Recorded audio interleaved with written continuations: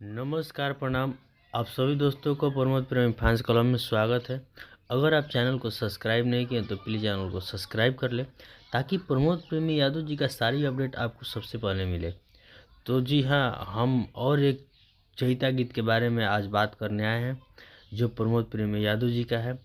और भैया का गाना सुर म्यूजिक भोजपुरी चैनल से कल सुबह में 6:30 में रिलीज हो रहा है। तो ये गाना का नाम है खूटी गड़ल बा।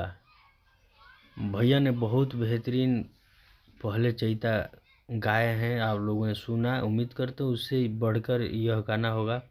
इस गाने को लिखे हैं Irshad Bedardi ji, music Shatrughan ji on party है, प्रोड्यूसर सुरेंद्र सिंह यादव जी हैं, क्रिएटिव हेड महेंद्र यादव हैं, वीडियो डायरेक्टर प्रीतम चौधरी जी हैं, कोरियोग्राफर रौनक शाह जी हैं, एडिटर शुभम ठाकुर जी हैं, DOP Rajesh Rathore, Ravi Rathore, digital BK Yadav, poster Dheeraj DKT.